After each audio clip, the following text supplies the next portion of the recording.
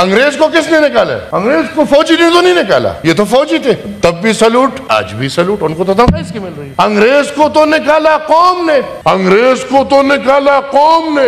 मसला आपका शुरू होता है 47 में, हिंदुस्तान आजाद होता है और पाकिस्तान बनता है, और पाकिस्तान बनता है। मैं इब्ने गद्दार का बेटा हूं और मैं समझता हूं कि आज की तकरीर के बाद शाम में कहीं मैं भी चौथी नस्ल में इस नारे से गुजरूंगा। हम तो गद्दार हैं, हम तो सब कहते हैं हिंदुस्तान की तकसीम के खिलाफ थे। आज बात हो जाए 77 साल बाद कि तकसीम हिंदुस्तान का फायदा कितना हुआ है, नुकसान कितना हुआ है। जुडिशरी बात करती है एक ISI की कर्नेल की,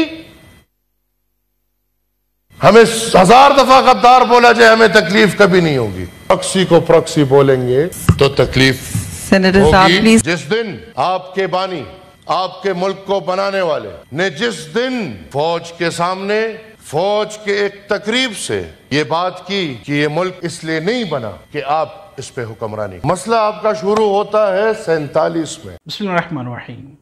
नाज़रीन, अहमद वली खान ने सेनेट के फ्लोर पे पाकिस्तान की तारीख की सबसे खतरनाक स्पीच कर डाली। फैसल वाडा के ऊपर भी चढ़ दौड़े, प्रॉक्सी के ऊपर भी जो है उन्हें खरी खरी सुना दी। अहमद वली खान को स्पीकर भी रोकती रही लेकिन नहीं रुके और मुकम्मल स्पीच की। हम आपको उनकी ये स्पीच सुनाते हैं, फिर से बात करते हैं। मैं आज के दिन इस पहले इजलास में ये समझ रहा हूं कि आज का इजलास कागजात में तो बातें और थी कल से, लेकिन ऐसे लग रहा है कि इस इजलास को खास इस मकसद के लिए बुलाया गया है कि हम इस ऐवान से अदलिया को और जजेस को मेरे ख्याल में जवाब कलामी, मैं कहूँगा कि जवाब कलामी करें। और मैं ये समझ रहा हूँ कि आज एक दफ़ा फिर ये मुअज़्ज़ज़ पार्लिमान इस्तेमाल हो रहा है और जो इस्तेमाल कर रहे हैं हर तरफ को, उसकी बात तो नहीं हुई। बात होती है फॉर्म 47 और ये हम सुन रहे हैं जब से इलेक्शन हुआ है जी, फॉर्म 47। हमें भी मौका मिल गया, हमने कहा कि क्यों ना 47 से लेके 47 तक बात हो जाए। मसला आपका शुरू होता है 47 में, हिंदुस्तान आजाद होता है और पाकिस्तान बनता है। मेरी बात से अगर किसी को तकलीफ हो, मैं वाज़े कर दूं कि मैं इस वतन में, इस मुल्क में इब्ने गद्दार का बेटा हूं और मैं समझता हूं कि आज की तकरीर के बाद शाम में कहीं मैं भी चौथी नस्ल में इस नारे से गुजरूंगा। नस्ल असेंबली के बाहर एक दफा इजलास बुलाया गया था और जनाब खान अब्दुल वली खान मरहूम गाड़ी की डिग्गी किताबों से भर के लाए थे, इसलिए लाए थे कि आए आज बात करते हैं कि पाकिस्तान बना था, कि पाकिस्तान आजाद हुआ। जब आप 47 में आजाद नहीं हुए, आज आप आजादी का रोना रो रहे हैं। क्या ईमान की बात करें सब लोग, ये जनाब पाकिस्तान का कायद आजम मोहम्मद अली जिन्ना साहब कितनी कदर करते हैं, क्या पाकिस्तानी कदर करते हैं इनकी कि नहीं करते? तो मुझे तो ये तस्वीर भी कैद लग रही है। ये तस्वीर उस दिन कैद हो गई जिस दिन जनाब मोहम्मद अली जिन्ना साहब ने रूल ऑफ लॉ की बात की, जिस दिन आपके बानी, आपके मुल्क को बनाने वाले ने जिस दिन फौज के सामने, फौज के एक तकरीब से ये बात की कि ये मुल्क इसलिए नहीं बना कि आप इस पे हुक्मरानी करें, ये मुल्क इसलिए नहीं बना कि यहां पे अवाम गुलाम हो, बंदूक वाले के पास ताकत हो, बल्कि आप मुहाफिज़े। ये जो बातें आज हम कर रहे हैं ये जनाब कायद आज़म मोहम्मद अली जिन्ना साहब को करनी पड़ी। और इन बातों के नतीजे में हमने देखा है कि लंदन जाके इलाज करा रहे हैं, हमने देखा है कि दुबई में इलाजें हो रही हैं, हमने देखा है कि अमेरिका में इलाजें हो रही हैं, हमने देखा है कि ये सब हो रहा है। लेकिन वो हमारे बानी जब बीमार हो गए तो उन बेचारे को ज़ियारत जाना पड़ा। आज से 75 साल पहले, 76 साल पहले मेरे बलूचिस्तान के भाई बैठे, ज़ियारत मैं 2 साल पहले गया हूं। सड़कें नहीं है, बिजली नहीं है, इंफ्रास्ट्रक्चर नहीं है, अस्पताल नाम का चीज नहीं है, लेकिन उस वक्त उधर की हवाएं ऐसी थी कि जनाब मोहम्मद अली जिन्ना साहब के लिए वो इलाज बन रहा। इस मुल्क का पहला पॉलिटिकल कैदी जो एक सॉफ्ट एग्जाइल की शक्ल में जियारत भेजा गया, क्या वो ये बानी था या नहीं था?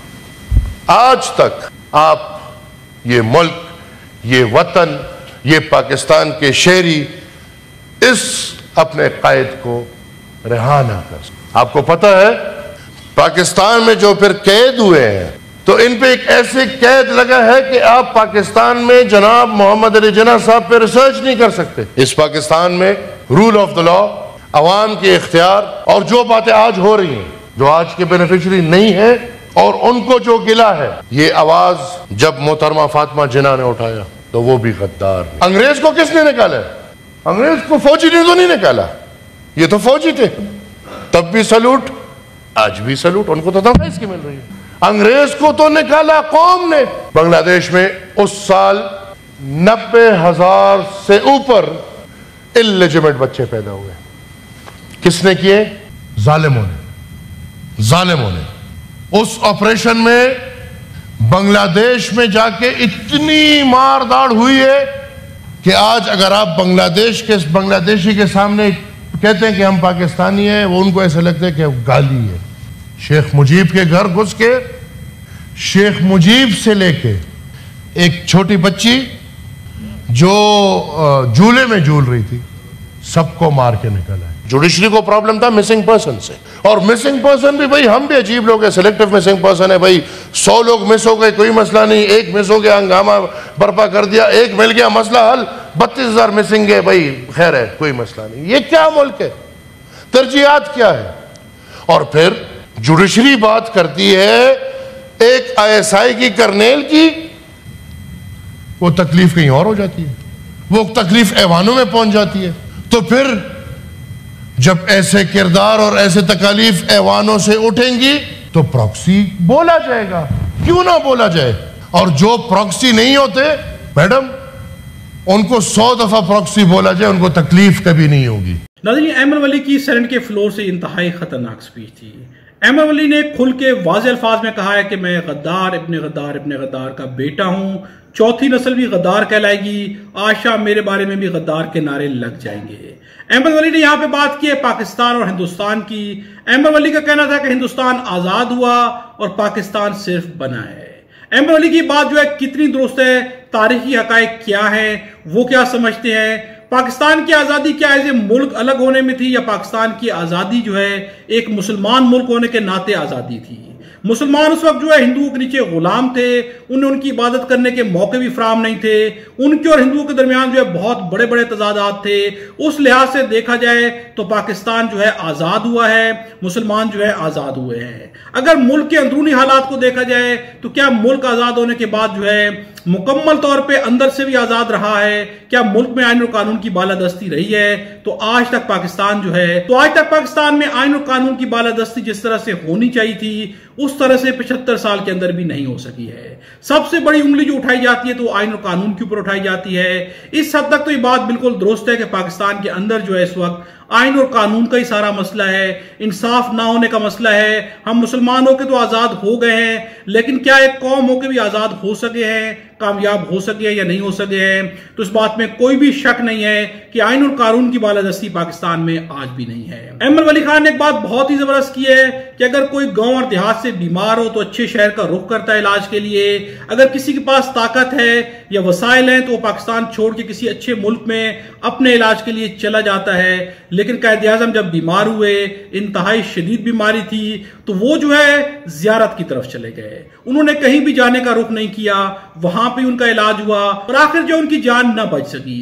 अहमद वली खान का यह भी कहना है कि कायद-ए-आज़म जो है पहले सियासी कैदी थे, हमने उनको सियासी कैदी बना के सामने लगी तस्वीर में बंद कर दिया है, आज भी वो कैद है। अहमद वली खान की इस बात के ऊपर बहुत सारी बातें की जा सकती हैं। अगर एज ए लीडर देखा जाए तो पाकिस्तान में जिस तरह के कायद-ए-आज़म थे तो वैसा कोई शख्स आज तक न पैदा हो सका है और ना ही जो है कई अगली दिहाइयों तक पैदा हो सकेगा। क्योंकि कायदे आज़म ने बहुत ही आना स्टोक इस कौम के लिए काम किया, इस कौम के लिए जो है उन्होंने अनथक मेहनत की और ऐसी मेहनत की कि जिसका समर भी उन्हें उनकी जिंदगी के अंदर ही मिल गया। लेकिन अफसोस ये कि उनकी जिंदगी जो है लंबी ना हो सकी, वो इस मुल्क को जो है और आगे लेके ना जा सके। जिनके हवाले मुल्क करके गए थे, आज उन पे सवाल बनता है कि 75 साल में इस मुल्क को कहां पे पहुंचाया गया है। अहमद वली खान की अगर बातों को देखा जाए तो एक बात उन्होंने और भी अच्छी की है कि सेनेट को जो है अदालतों के खिलाफ इस्तेमाल नहीं किया जाना चाहिए। मैं आज अपने आप को गद्दार कहने को तैयार हूं, तो जो प्रॉक्सी हैं या जिनको प्रॉक्सी कहा जा रहा है तो उन्हें भी मान लेना चाहिए कि अगर वो प्रॉक्सीज का काम कर रहे हैं तो उन्हें खुले अल्फाज इस बात को मान लेना चाहिए। उनका ये अटैक जो है फैसल वाडा के ऊपर था और वाज़ेह अल्फाज के साथ था। अहमद वली खान ने बहुत सारी बातें की है, बहुत सारी ऐसी बातें भी की है कि जो बातें जो है उनसे हजार इख्तिलाफात हो सकते हैं, इख्तिलाफात किए जा सकते हैं। सेनेट के फ्लोर के ऊपर स्पीकर भी बार बार उन्हें रोकती रही, लेकिन वो नहीं रुके। अहमद वली खान के स्पीच के बारे में कमेंट्स में अपनी राय का इजहार जरूर कीजिएगा। खुदा हम सबको और हमारे पाकिस्तान को अपनी ज़बान में रखे।